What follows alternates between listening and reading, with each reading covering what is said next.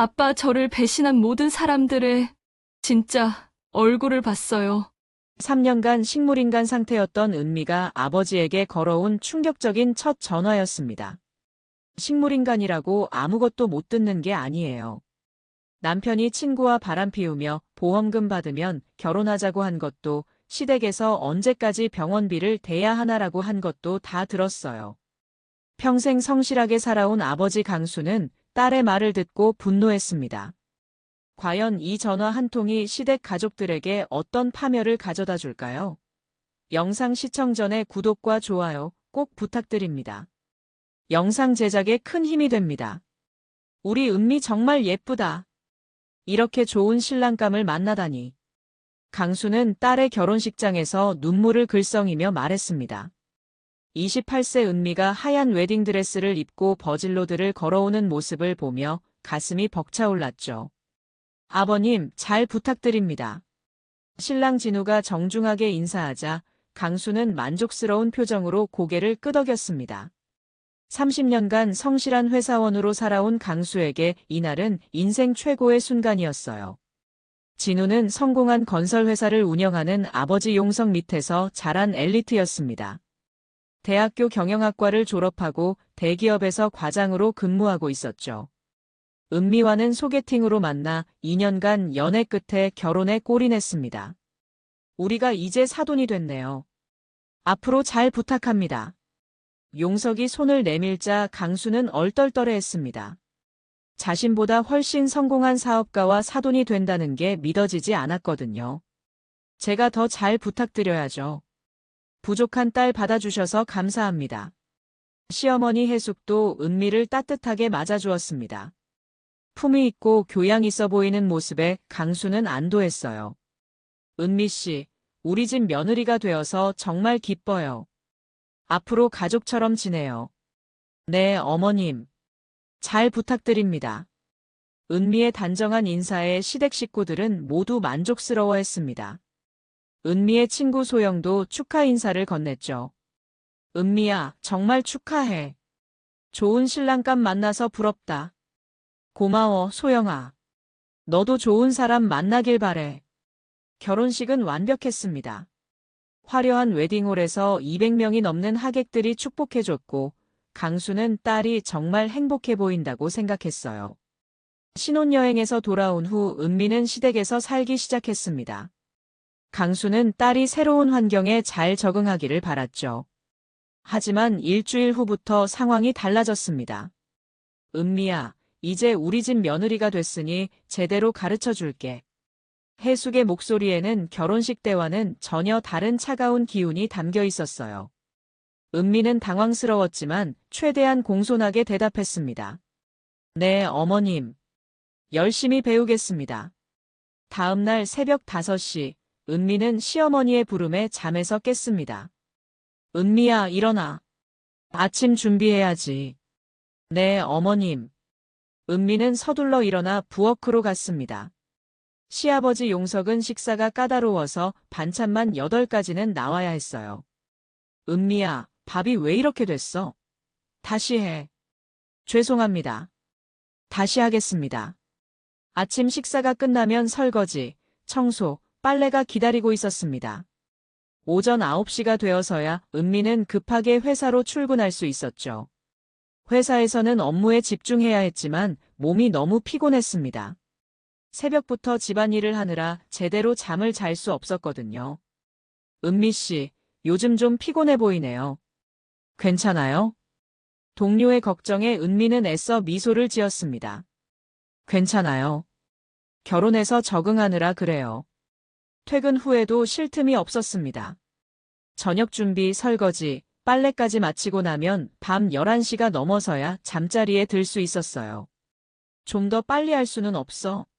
기다리고 있잖아. 시누이까지 은미를 재촉했습니다. 가장 충격적인 건 경제적인 부분이었습니다. 은미의 월급 280만 원은 모두 시댁에 상납해야 했어요. 은미야, 생활비로 월급 다 내놔야지. 그럼 제 용돈은요? 용돈? 우리 집에서 먹고 자는데 용돈까지 달라고 해? 10만 원이면 충분하지. 10만 원으로 한 달을 어떻게 버티라는 건지 은미는 이해할 수 없었습니다. 더 가혹한 건 사회생활까지 제약받는 것이었어요. 결혼한 애가 밤늦게 돌아다니는 게 말이 되냐? 친구들과의 약속은 모두 취소해야 했습니다.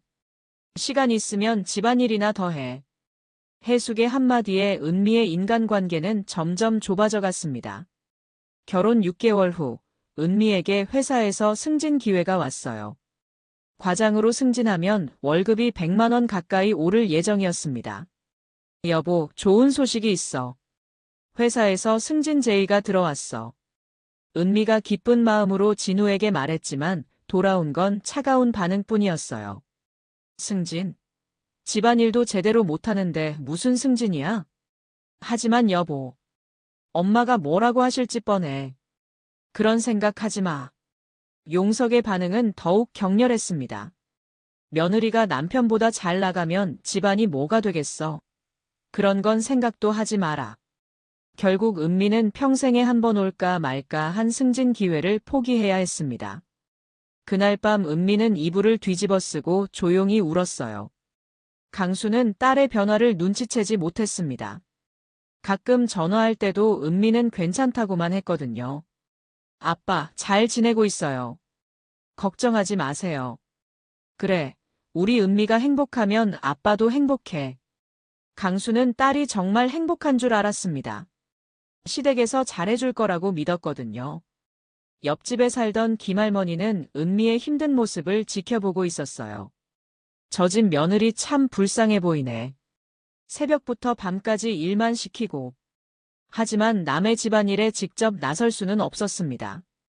그렇게 시간이 흘렀습니다. 은미는 점점 야윈 얼굴로 변해갔어요. 친구들과의 연락도 끊어진 지 오래였죠.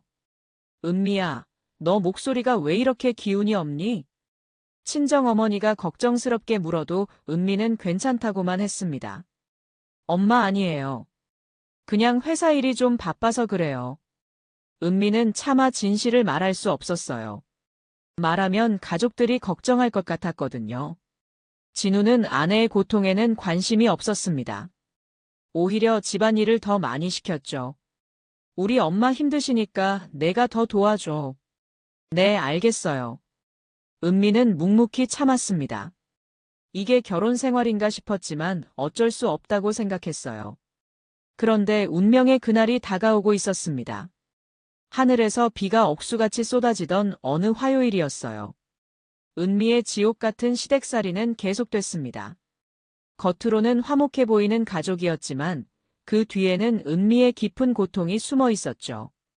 아버지 강수는 아직 아무것도 모른 채 딸이 행복하다고 믿고 있었습니다. 은미야, 회사에 급한 서류가 있어서 그런데 좀 갖다 줄 수 있어? 용석이 급하게 은미를 불렀습니다. 밖에는 비가 억수같이 쏟아지고 있었어요. 아버님, 밖에 비가 너무 많이 와서 위험할 것 같은데요. 은미가 걱정스럽게 말했지만 용석의 표정은 단호했습니다. 오늘 안에 처리해야 하는 중요한 일이야. 조심히 다녀와. 그때 신우이가 거실에 있었어요. 언니, 우리 아빠 일이 급한 일인데 그것도 못 해줘. 평소에 우리가 얼마나 잘해줬는데.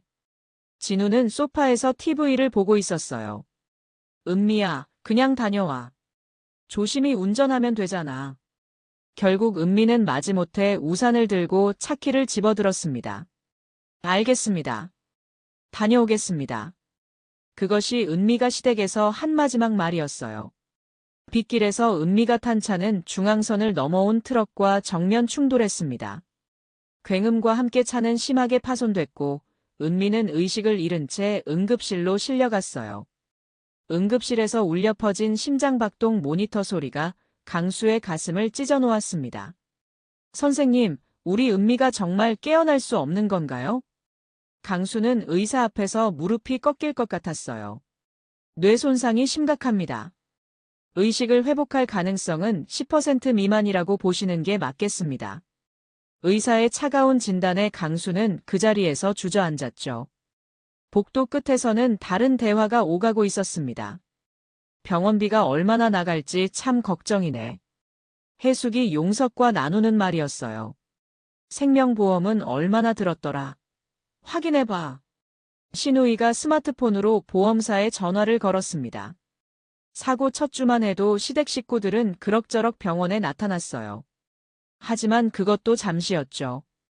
둘째 주가 되자 시아버지와 신우이는 얼굴을 보기 어려워졌습니다. 해숙만 일주일에 두세 번 나타날 뿐이었어요. 그마저도 한 달이 지나자 일주일에 한 번으로 줄었죠. 요즘 시댁에서 아무도 안 오시네요. 간병인 박순자가 조심스럽게 물었습니다. 30년 경력의 베테랑 간병인이었어요. 순자 씨, 정말 이게 가족이 할 일인가요? 제가 혼자서 병원비며 간병비며 다 감당하고 있는데. 강수의 목소리에는 분노와 절망이 섞여 있었습니다. 하루 15만 원씩 나가는 간병비, 각종 검사비와 치료비까지 합치면 한 달에 800만 원이 넘게 들어갔어요. 강수의 퇴직금과 적금을 모두 털어도 버틸 수 있는 건 몇 달뿐이었죠. 전 30년간 간병일 하면서 별의별 가족들 다 봤는데 이런 경우는 처음이에요. 박순자의 말에 강수는 고개를 끄덕였습니다. 동네에서는 소문이 돌기 시작했어요. 강수의 절친한 친구 영숙이 분식집에서 이야기를 들었던 거죠. 강수야, 정말 너무하네. 은미가 자기네 일 보러 나갔다가 사고 난 건데. 영숙은 55세로 동네 정보통이었는데 이런 부당한 일을 참지 못하는 성격이었어요. 옆집에 사는 김할머니도 한마디 거들었습니다.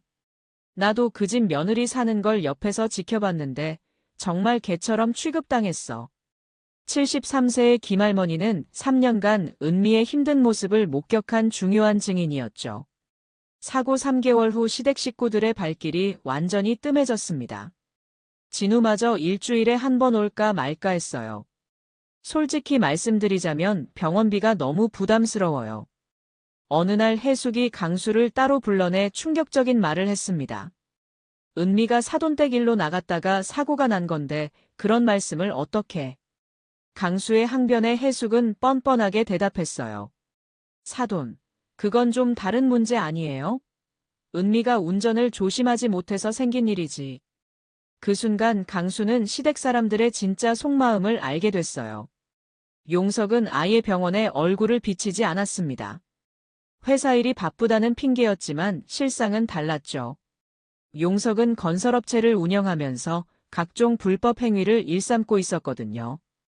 격리과장만이 용석의 불법 행위를 걱정스럽게 지켜보고 있었습니다. 사장님, 이렇게 계속하시면 언젠가는 문제가 될 텐데. 걱정 마. 아무도 모를 거야. 용석은 콧방귀를 뀌었어요. 1년이 지나자 상황은 더욱 절망적이 됐습니다. 시댁에서는 완전히 손을 뗀 상태였고 강수가 혼자서 모든 걸 감당해야 했어요. 집까지 팔아서 병원비를 마련했지만 그것도 한계가 있었죠. 은미야, 아빠가 어떻게 해야 할지 모르겠어. 강수는 은미의 손을 잡고 울먹이며 말했습니다. 돈도 떨어져가고 시댁에서는 외면하고. 그래도 아빠는 너를 포기할 수 없어. 그런데 이 모든 순간들을 은미가 듣고 있다는 사실을 아무도 몰랐어요. 의식불명 상태였지만 주변의 모든 대화가 은미의 귀에 들어오고 있었거든요. 은미는 시댁 사람들의 냉정한 말들, 아버지의 절망적인 한숨, 간병인의 걱정 어린 목소리를 모두 듣고 있었습니다. 아빠, 미안해요. 제가 이렇게 돼서. 은미는 마음속으로 울고 있었지만 몸은 움직일 수 없었어요. 3년이라는 긴 시간 동안 은미는 침묵 속에서 모든 것을 견뎌냈습니다. 아버지 강수의 희생과 사랑, 시댁 사람들의 배신과 냉정함을 모두 기억하고 있었죠. 언제까지 병원비를 대야 하나. 이런 식으로는 우리도 버틸 수가 없어. 해숙이 용석에게 하는 말이 은미의 귀에 또렷하게 들렸습니다. 의식불명 상태였지만 은미는 모든 소리를 듣고 있었어요.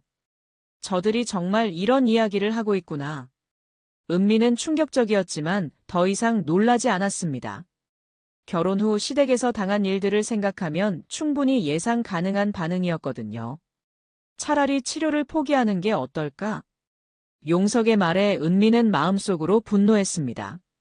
자신이 용석의 일로 나갔다가 사고를 당했는데 이런 말을 하다니요. 그건 좀 그렇지 않아? 아직 사돈도 있고. 사돈이야 뭐. 어차피 돈 없으면 못 버틸 텐데. 시댁 사람들은 은미가 듣고 있다는 생각은 전혀 하지 않았습니다. 식물인간은 아무것도 모른다고 생각했거든요. 진우와 소영의 대화는 더욱 충격적이었어요. 소영은 은미의 친구였는데 병문안을 온다는 핑계로 진우와 만나고 있었던 거죠. 오빠, 정말 언제까지 이래야 해? 난 더 이상 기다릴 수 없어. 소영아, 조금만 더 참자. 곧 끝날 거야. 은미는 귀를 의심했습니다. 남편과 친구가 무슨 이야기를 하는 건지 이해할 수 없었어요. 보험금이 얼마나 나와? 2억 정도 될 것 같아. 그러면 우리 계획대로 할 수 있을 거야. 정말? 그럼 우리 결혼할 수 있는 거네? 은미는 온몸이 얼어붙는 느낌이었습니다. 남편이 자신의 친구와 불륜을 저지르고 있었고, 심지어 보험금까지 노리고 있었던 거예요.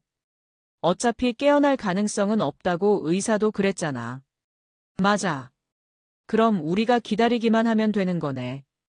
은미는 마음속으로 절규했습니다. 이런 사람들 때문에 아버지가 고생하고 있었던 거예요. 용석의 불법 행위에 대한 이야기도 들려왔습니다.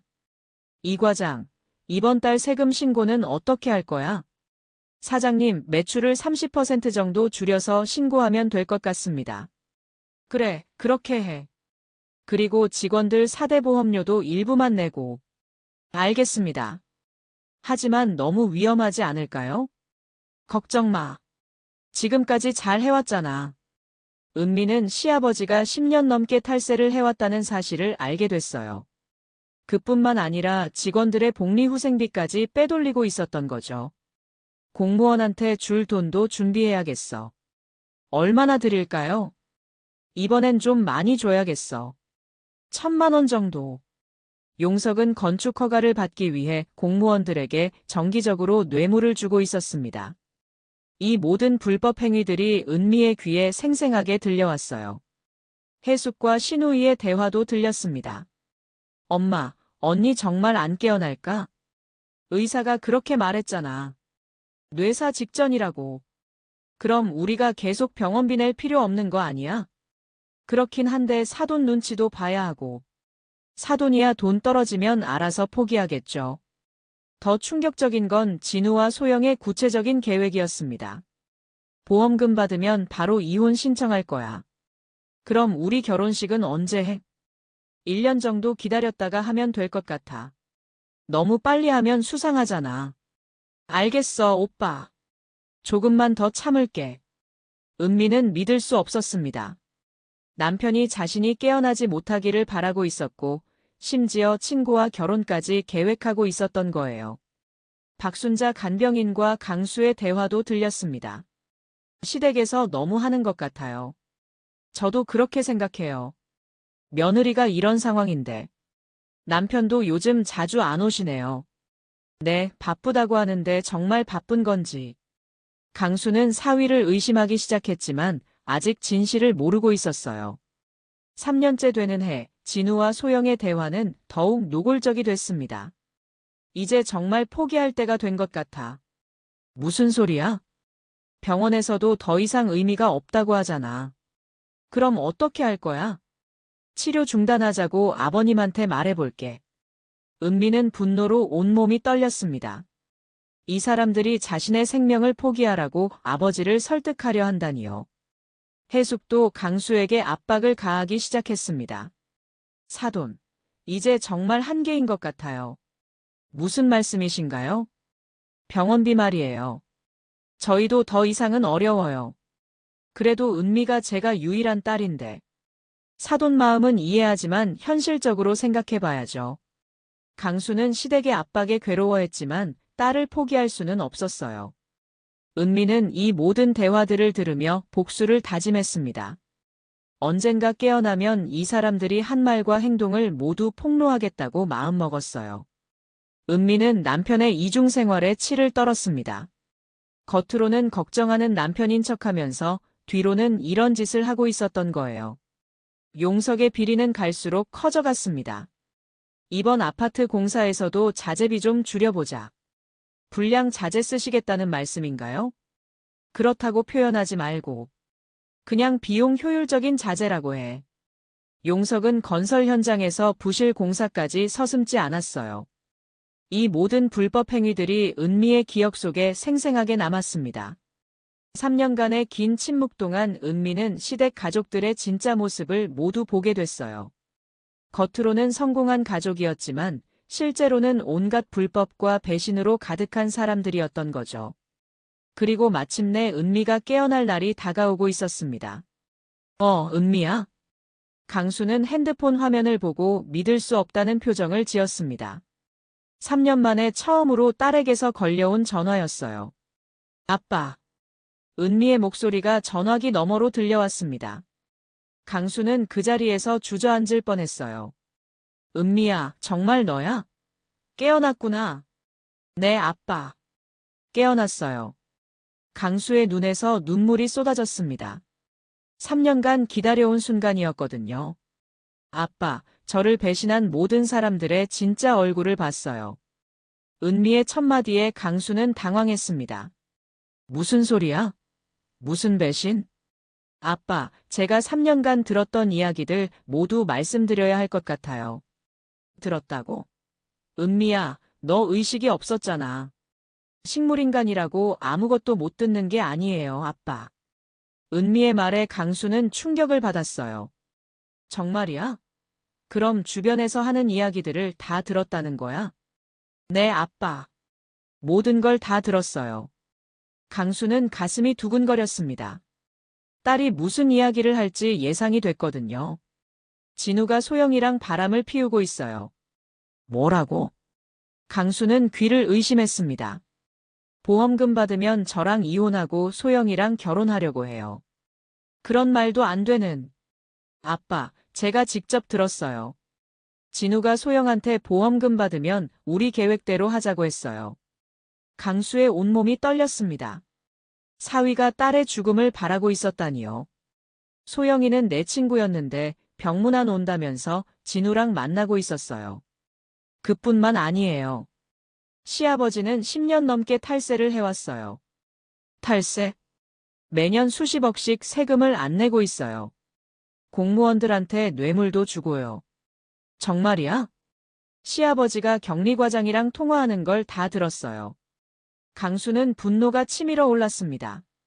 이런 나쁜 놈들이. 시어머니는 언제까지 병원비를 대야 하나 차라리 치료를 포기하자고 했어요. 강수의 주먹이 불끈 쥐어졌습니다. 내 딸을 그렇게 생각했다고? 아빠가 혼자서 병원비랑 간병비 다 되는 거 알면서도 그런 말을 했어요. 은미야, 아빠가 그동안 얼마나 힘들었는지 아니? 알아요, 아빠. 다 들었어요. 아빠가 퇴직금까지 털어서 저 살리려고 한 것도. 강수는 울컥했습니다. 딸이 모든 걸 알고 있었던 거예요. 집까지 파신 것도 알고 있어요. 은미야. 아빠, 정말 미안해요.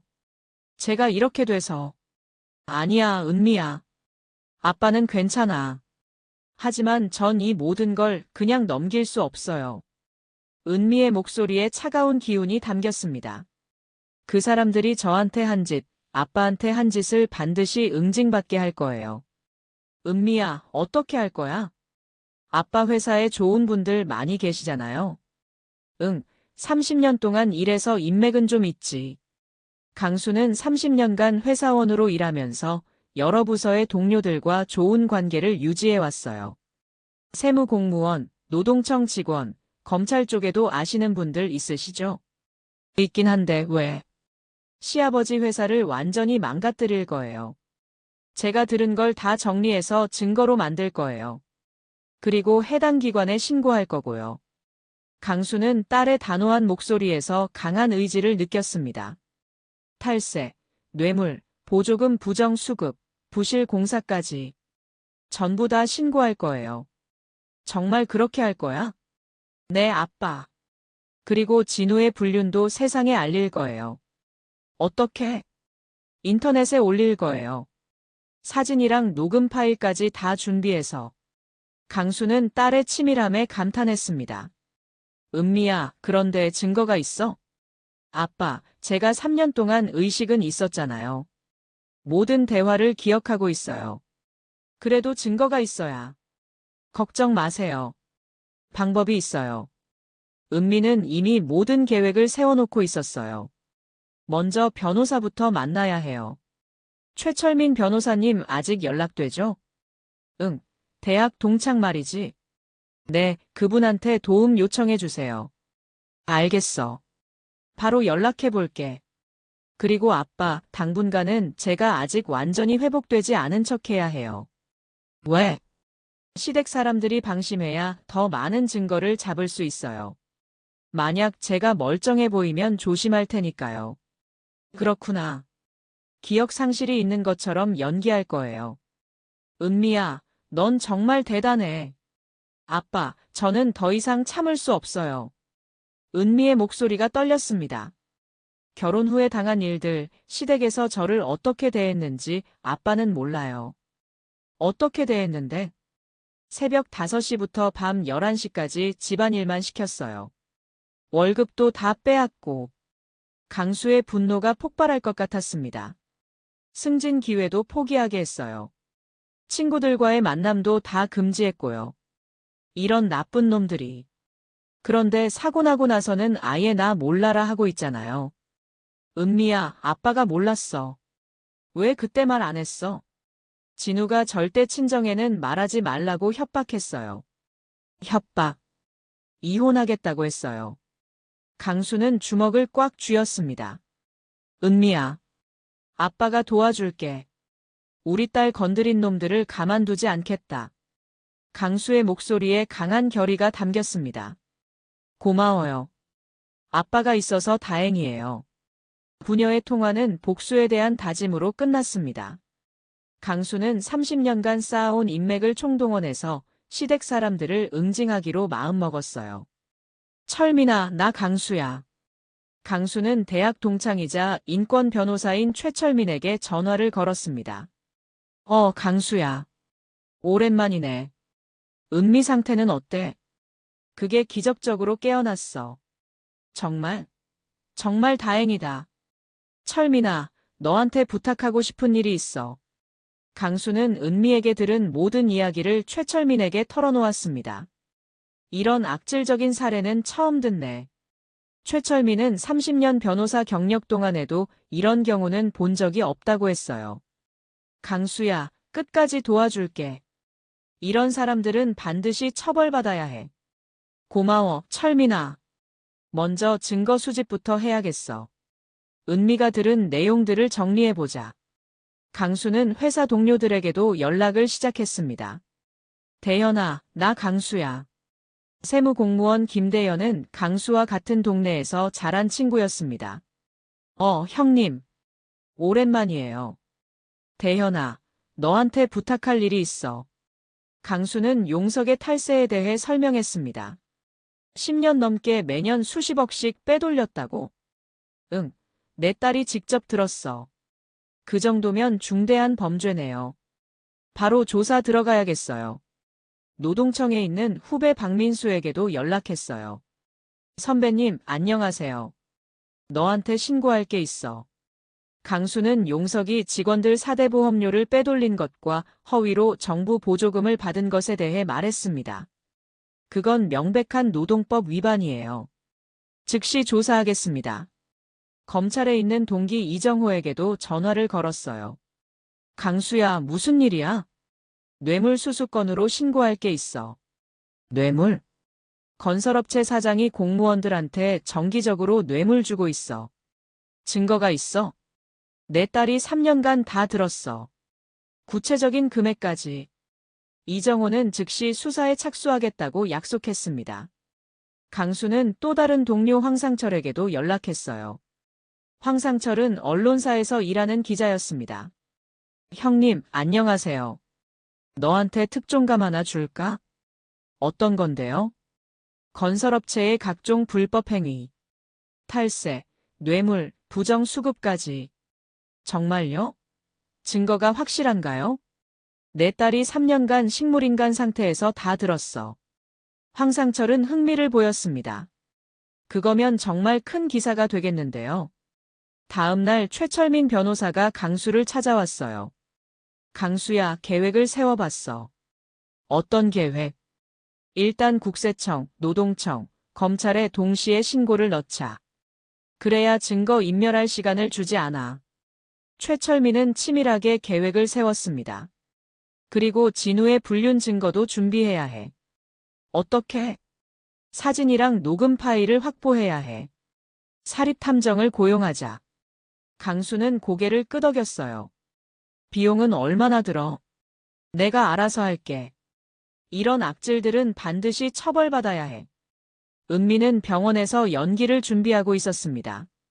아빠, 시댁 사람들이 오면 기억 상실인 것처럼 행동할게요. 조심해야 해. 며칠 후 사립탐정 조용민이 강수를 찾아왔습니다. 의뢰받은 건에 대해 보고드리려고 왔습니다. 어떻게 됐나요? 확실한 증거를 잡았습니다. 조용민은 진우와 소영의 사진들을 보여줬어요. 호텔에서 나오는 모습, 카페에서 다정하게 있는 모습까지 모든 게 담겨 있었습니다. 녹음도 했습니다. 소영아, 보험금 나오면 바로 이혼 신청할 거야. 진우의 목소리가 선명하게 들렸습니다. 그럼 우리 결혼은 언제 해? 1년 정도 기다렸다가 하자. 강수는 분노로 온몸이 떨렸습니다. 이런 나쁜 놈들이 더 있습니다. 어차피 깨어날 가능성은 없잖아. 맞아. 그럼 우리가 기다리기만 하면 되는 거네. 강수는 주먹을 쥔 채로 말했습니다. 좋아. 이제 모든 준비가 끝났네. 최철민이 최종 계획을 설명했어요. 내일 새벽 동시에 모든 기관이 움직일 거야. 국세청은 용석의 회사와 집을 압수수색하고 검찰은 뇌물수수 혐의로 수사할 거야. 노동청은 직원들 4대 보험료 횡령과 보조금 부정 수급 건으로 조사에 들어가. 강수는 가슴이 두근거렸습니다. 그리고 진우의 불륜 증거는 인터넷에 올릴 거야. 언제?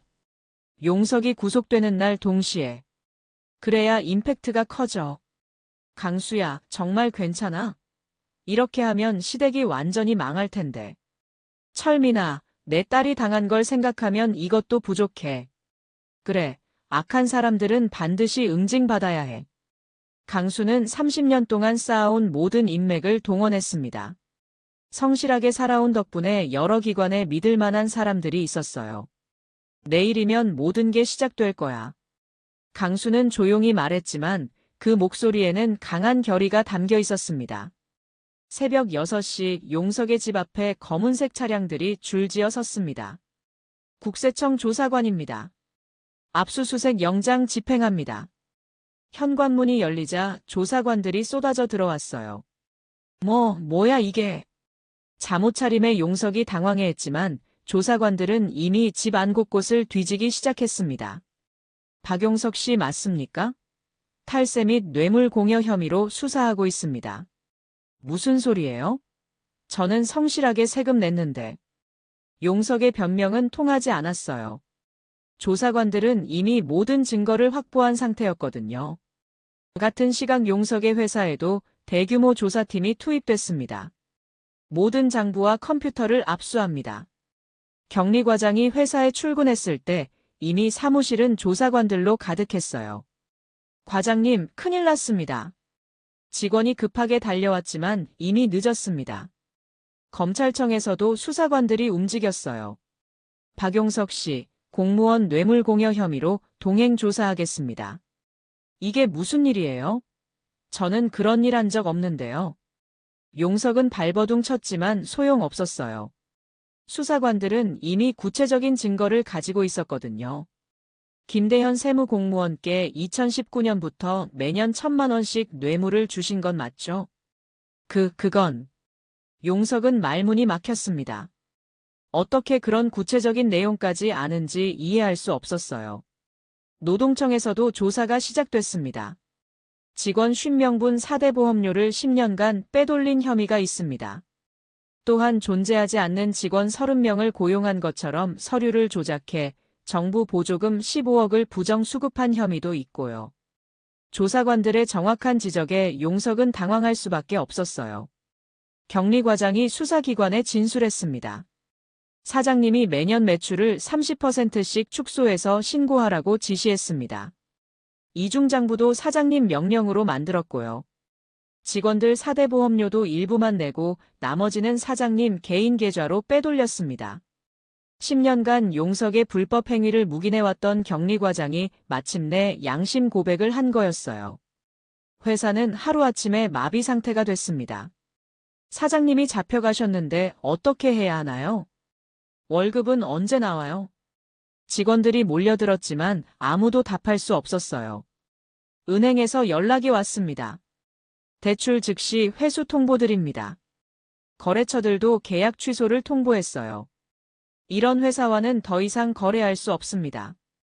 용석의 구속 소식이 뉴스에 보도됐습니다. 유명 건설업체 대표 박용석 씨가 200억 원대 탈세 혐의로 긴급 체포됐습니다. 또한 10년간 공무원들에게 수억 원의 뇌물을 건넨 혐의도 받고 있습니다. 해숙은 뉴스를 보며 넋이 나간 상태였습니다. 이게 무슨 일이야? 갑자기 왜 이런 일이? 엄마, 아빠가 정말 그런 일을 했어요? 나도 몰랐어. 회사 일은 아버지가 다 알아서 했는데. 검찰 조사에서 용석의 범죄 사실들이 하나씩 드러났습니다. 피의자는 10년간 연간 20억씩 총 200억을 탈세했습니다. 또한 페이퍼 컴퍼니 3개를 만들어 매출을 분산시켰고요. 가족 명의로 부동산을 매입해 재산을 은닉했습니다. 검사는 용석에게 말했어요. 피의자의 범죄는 단순한 탈세를 넘어 국가 재정에 심각한 손실을 입힌 중대 범죄입니다. 격리과장의 추가 증언도 이어졌어요. 사장님이 건설 현장에서도 불량 자재를 썼습니다. 안전 규정도 무시하고 부실 공사를 했고요. 그런 걸로 절약한 돈을 개인 용도로 사용했습니다. 용석의 범죄는 상상을 뛰어넘었어요. 구속영장이 발부되자 회사는 완전히 문을 닫았습니다. 사모님, 이제 어떻게 해야 하나요? 직원들이 해숙에게 몰려들었지만 그녀도 답할 말이 없었어요. 회사 계좌도 모두 동결됐고 월급 줄 돈도 없어요. 200명이 넘는 직원들이 하루아침에 길거리로 나앉게 됐습니다. 용석의 개인 재산도 모두 압류됐어요. 집도 경매에 넘어갑니다. 자동차 3대와 모든 부동산이 압류 대상이에요. 해숙과 신우이는 갈 곳이 없어졌습니다. 진우는 회사에서 눈치를 받기 시작했어요. 박 과장, 아버지 일 때문에 회사 이미지에 타격이 클 것 같은데. 혹시 우리 회사에도 영향 있는 거 아니야? 동료들의 시선이 차가워졌어요. 저는 아버지 일과는 전혀 상관없습니다. 진우가 변명했지만 소용없었습니다. 박 과장, 당분간 휴직하는 게 좋겠어. 인사팀장이 진우를 불렀어요. 회사 이미지를 위해서. 그건 너무하지 않습니까? 회사 결정이야. 진우도 하루아침에 실직자가 됐습니다. 강수는 뉴스를 보며 차가운 미소를 지었어요. 철민아, 시작이 좋네. 강수야, 정말 속이 시원하다. 이제 진우만 남았어. 언제 불륜 증거를 공개할 거야? 내일 아침 포털 사이트 메인에 올릴 예정이야. 은미는 병실에서 기억상실 연기를 계속하고 있었습니다. 간호사님, 제가 왜 여기 있는 거예요?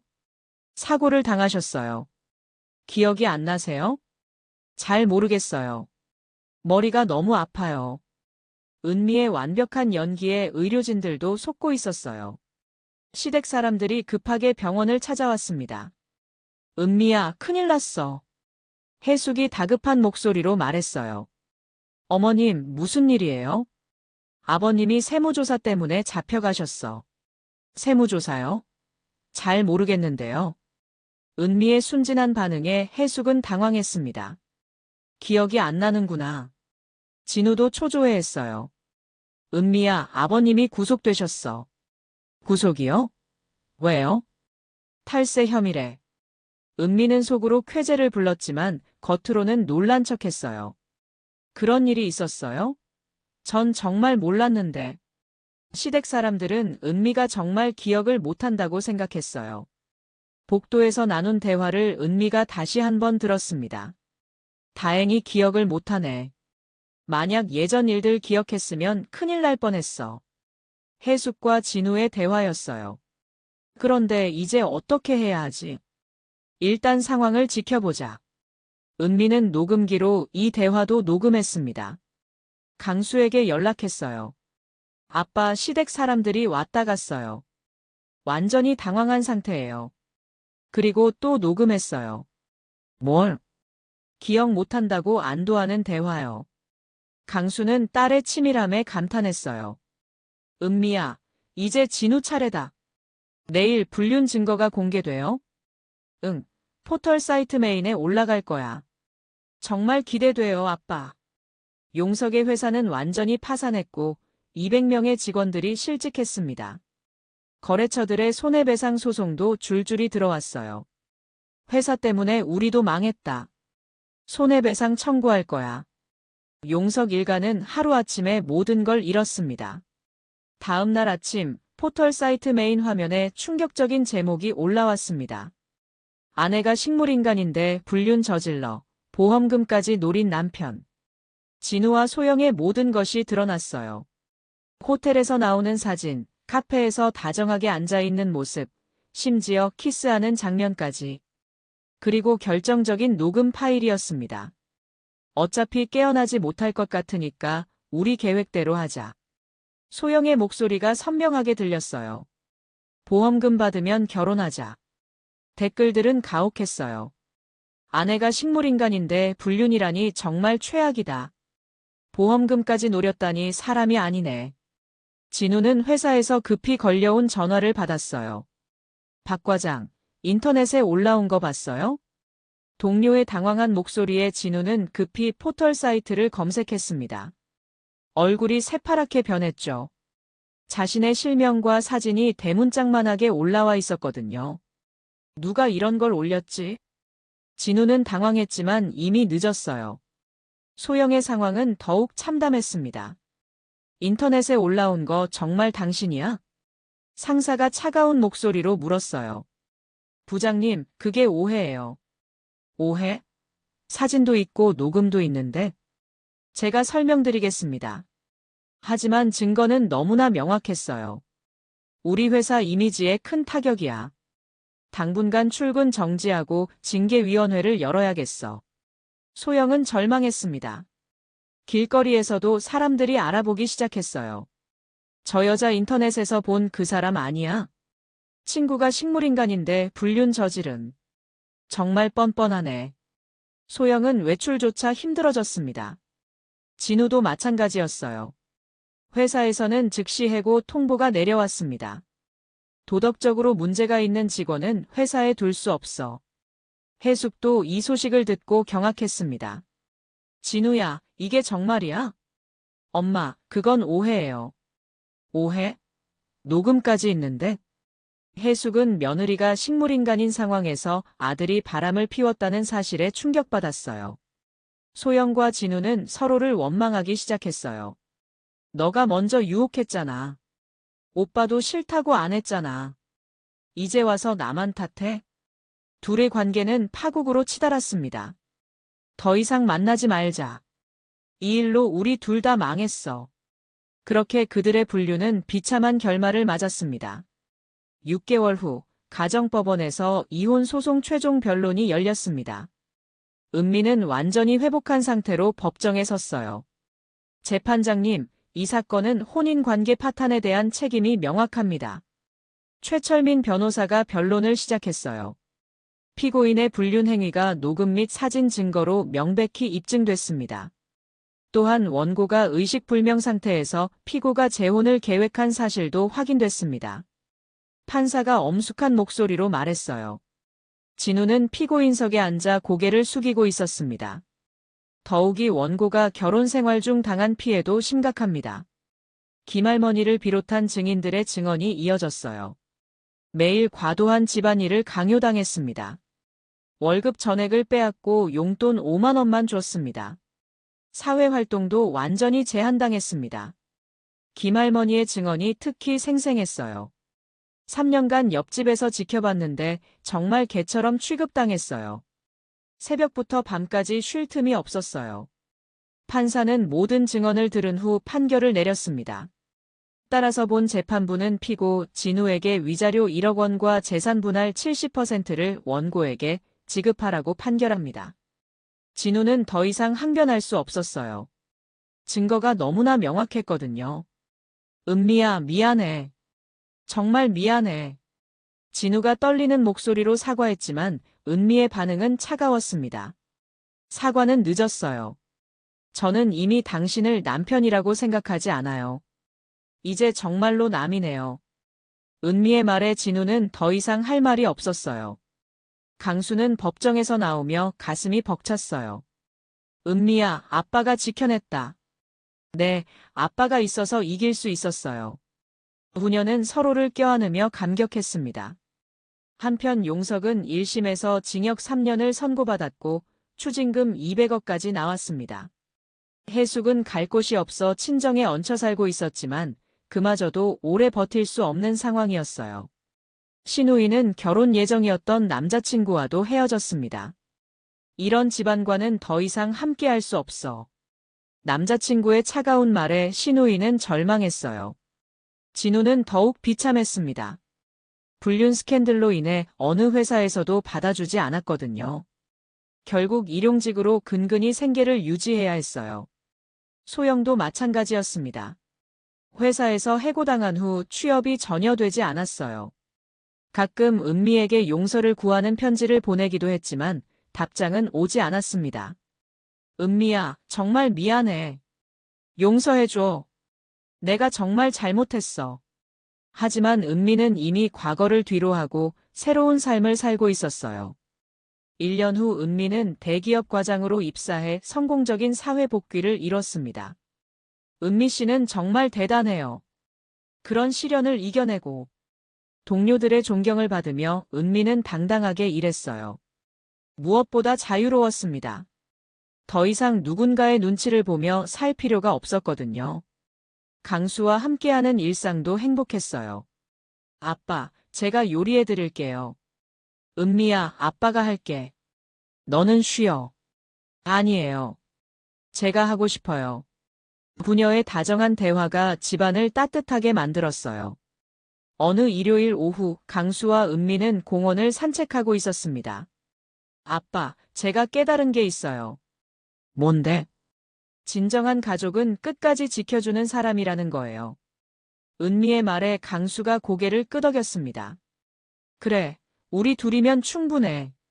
앞으로도 계속 함께해요, 아빠. 당연하지, 우리 딸.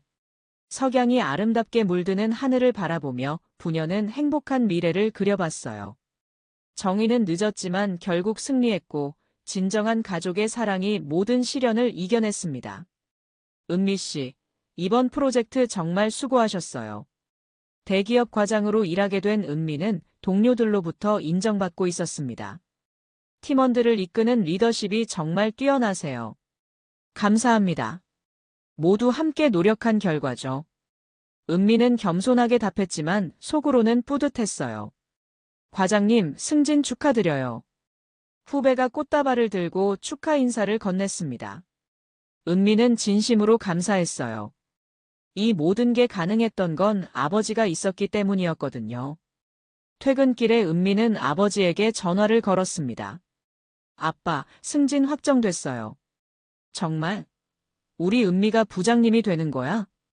강수의 기쁜 목소리가 전화기 너머로 들려왔어요. 네, 내년부터 부장으로 승진해요. 아이고, 우리 딸 정말 자랑스럽다. 아빠가 있어서 가능한 일이었어요. 은미와 강수는 작은 아파트에서 둘이 살고 있었습니다. 비록 넓지는 않았지만 따뜻한 보금자리였어요. 저녁 식사를 하며 강수가 말했어요. 은미야, 그때 내가 전화했을 때 얼마나 놀랐는지 몰라. 저도 3년간 참 많은 걸 깨달았어요. 사람의 진짜 모습은 어려울 때 드러난다는 거요. 시댁 사람들은 제가 도움이 필요할 때 등을 돌렸지만 아빠는 끝까지 지켜주셨잖아요. 당연한 거야. 넌 내 딸이니까. 그래서 깨달았어요. 진정한 가족은 진심으로 사랑하고 지켜주려는 마음이 중요하다는 걸요. 강수는 딸의 말에 깊이 공감했어요. 박순자 간병인도 가끔 놀러 왔습니다. 은미 씨, 정말 많이 달라지셨네요. 예전에는 힘들어 보이셨는데 지금은 정말 밝아 보여요. 순자 이모 덕분이에요. 그때 저를 돌봐주셔서 제 일이었어요. 그런데 정말 기적 같아요. 박순자는 30년 간병 경력에서도 이런 경우는 처음이라고 했어요. 가족이라는 사람들이 그렇게 냉정할 수 있다니. 이제 다 지난 일이에요. 은미는 더 이상 과거에 얽매이지 않았습니다. 김할머니도 자주 안부를 물었어요. 은미야, 정말 잘 됐다. 할머니가 증언해 주신 덕분이에요. 당연한 일이지. 옆에서 지켜보는데 어떻게 모른 척하겠어. 한편 시댁 사람들의 현재는 비참했습니다. 용석은 감옥에서 깊은 후회를 하고 있었어요. 내가 왜 그런 짓을 했을까? 은미한테 너무 미안해. 신우이는 결혼도 취소되고 취업도 안 돼서 집에만 있었습니다. 내 인생이 이렇게 망할 줄 몰랐어. 다 아버지 때문이야. 하지만 원망해봐야 소용없었어요. 어느 토요일 오후 은미와 강수는 공원을 산책하고 있었어요. 아빠, 제가 요즘 생각해 본 게 있어요. 뭔데? 만약 사고가 나지 않았다면 시댁 사람들의 진짜 모습을 알 수 없었을 거예요. 그렇구나. 그리고 지금처럼 자유롭고 행복한 삶도 불가능했겠죠. 은미는 역설적이게도 그 비극적인 사고가 자신을 해방시켰다고 생각했어요. 모든 일에는 이유가 있나 봐요. 은미야, 넌 정말 강한 아이야. 아빠가 있어서 강해질 수 있었어요. 저녁 노을이 아름답게 물든 하늘을 바라보며 부녀는 감사했습니다. 그날 밤 은미는 일기를 썼어요. 오늘로 새로운 인생을 시작한 지 2년이 됐다. 3년간의 긴 침묵과 1년간의 법정 투쟁을 거쳐 마침내 진정한 자유를 얻었다. 악한 사람들은 모두 자신이 저지른 일의 대가를 치르고 있고 나는 아빠와 함께 행복한 일상을 살고 있다. 정의는 늦더라도 반드시 승리한다는 것. 그리고 진정한 가족의 사랑은 어떤 시련도 이겨낼 수 있다는 것을 배웠다. 이제 진짜 새로운 시작이다. 며칠 후 회사에서 은미에게 큰 프로젝트가 맡겨졌어요. 은미 부장님이 직접 총괄해 주세요. 최선을 다하겠습니다. 은미는 자신감에 찬 목소리로 답했습니다. 더 이상 누구를 의식하거나 눈치 볼 필요가 없었거든요. 회의를 마치고 나오며 은미는 창밖을 바라봤어요. 정말 자유롭다. 3년간의 의식불명 상태, 시댁 사람들의 배신, 아버지의 희생, 그리고 완벽한 복수까지. 모든 것이 꿈만 같았어요. 하지만 지금 이 순간만큼은 확실했습니다. 자신이 진정으로 사랑받고 있다는 것, 그리고 그 사랑으로 어떤 시련도 이겨낼 수 있다는 것을요. 진정한 가족의 사랑으로 완성된 새로운 시작이었습니다. 오늘 이야기가 좋으셨다면 구독과 좋아요, 알람 설정 잊지 마시고 소중한 댓글 하나가 큰 힘이 됩니다. 시청해주셔서 진심으로 감사드립니다.